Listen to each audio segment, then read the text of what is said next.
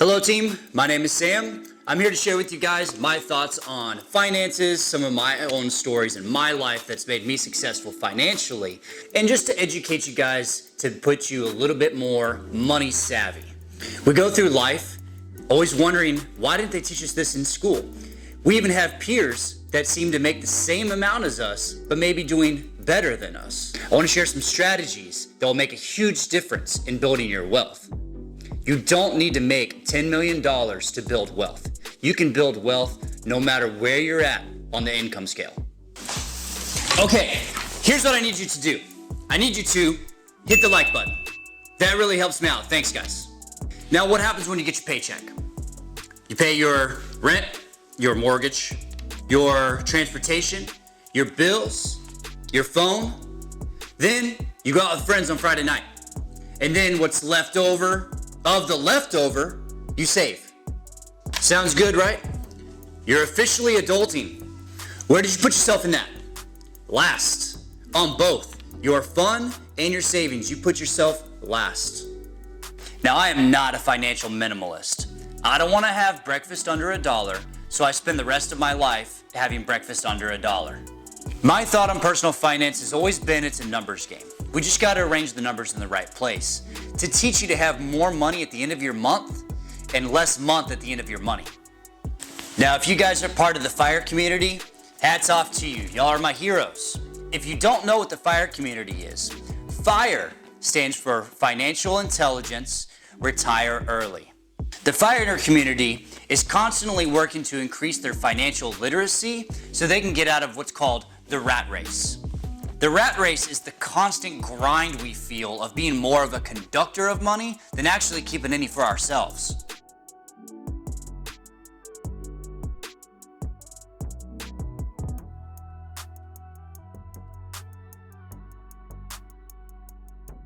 These guys focus all their resources for the dream of the day when they don't have to worry about another human being telling them where or when to be. But I hear of couples who have saved up $1 million in their early 30s, yet they only live under $40,000 a year. The average person spends 90,000 hours of their lifetime at work. That's about 1/3 of your lifetime. That doesn't even include your commute time, going to work and going home, or your sleep time. With that much time spent at work, we should have more to show for it.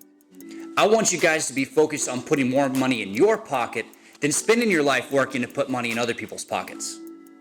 How much money do you think you've earned so far? Just for context, let's use the average American's income in 2020. After taxes, of course. The government always gets paid first. They already know this lesson. The average American's income is $48,672 a year, which after taxes is $40,766 a year that you take home or in your pocket.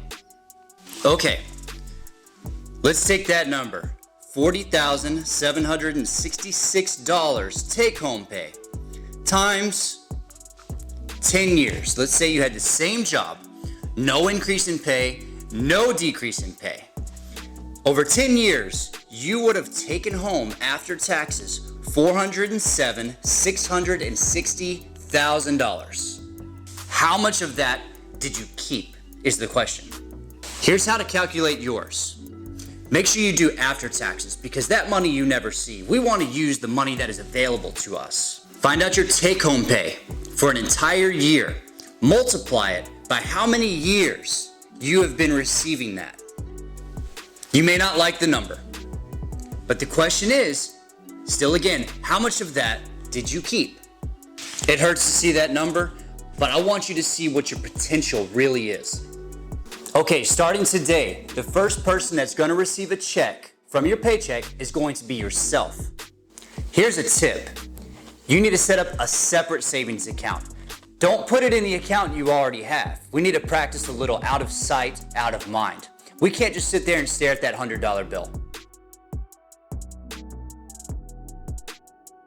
If you haven't already, check with your employer and see if they offer a 401k match. Certain companies will match a certain portion of your income that you put towards your own retirement. So if you put $10 towards your own retirement, they will give you another $10 towards your retirement. Now they'll only match a certain percentage of your income. No one's gonna give you 100% match. You can't put your entire income into that account and expect them to double pay your income. Taking all the company matches out there, the average that they match is 2.7 across the board. If you have the average American's income and your company matched 2.7% in your 401k match, you would be getting an additional $1,314 for free. Plus, this is pre-tax. What that means is the dollars going into your 401k are not going to be taxed. If your employer offers a 401k match, great. If they don't, doesn't matter. This is still something we're gonna do. Now the question is, how much should I be saving? We certainly can't save 100% of our income, unless your mom has room in the basement. Many financial advisors advise in what's called the 50-30-20 rule. Now the 50-30-20 rule is where you dedicate 50% of your income towards your needs. What are your needs? Shelter, food, gas for your car, insurance. 30% goes towards your wants. Use your imagination on your wants. It's anything you want. And 20% of your income goes towards your future, your emergency savings, and your eventual retirement. Now, if you don't have a framework already in place, you're not going to be able to go, wow, I'm paying my 50-30-20. You're going to have to do a little math to figure out where you stand right now. Add up for your needs: transportation, your rent or your mortgage, all your bills, your food. How much of that income does that take up? Now, some of us may be on the 90-5-5 rule. That's okay. It's a starting point. All we're going to do is just creep that percentage up from your 5% savings up to the 10% savings. I'll do a future video for some tips on how we can get our needs down into that 50%. Okay, saving 20% of your income right out of the gate is going to be very tough, especially if you don't already have a framework of where your finances are going. I'm going to recommend that you guys start off with 5%. If you don't have any money left over, no matter what, you can at least save 1% of your income. I have recommended so many friends to start there at 1%. 1% is not going to give you financial freedom, but it's a start. This is how we start building habits. Habits we train are habits we gain. It's just about giving yourself the discipline. Can you take 1% of your income and put it into an account, gone from you, without looking at it? Then go 2%. After the 2%, jump to 5%. At 5%, jump to 10%. Work your way towards getting to that 20% goal. Stay away from set amounts. What I mean by set amount is don't say, I'm going to pull out $50 every single check and put it into savings. The problem with set amounts is they're hard to maintain. If you have a bad month, you're just tempted to use that savings money. That savings money is out of sight, out of mind. It's gone to you. It doesn't exist. In the world of Murphy's Law, anything that can go wrong will go wrong. And I don't know about you, but anytime I had a bad month, it all happened at the same time. The beauty of doing a percentage of saving your income is if you are saving 5% of your income and your income goes down, the amount of savings will go down as well because it's based on a percent. But on the flip side of the coin, if you start making $100,000 a year and your income goes up, your savings is going to go up because it's percentage based. The more you make, the more you save. The less you make, the less you save. Okay, great. You started, you're saving, and you're paying yourself first. Let's take the average American salary again. After taxes, which is $40,660 take home. If you saved 5% of your income in 1 year, you're going to have $2,032 in a savings account. If you saved 10%, it's going to be $4,065 after 1 year.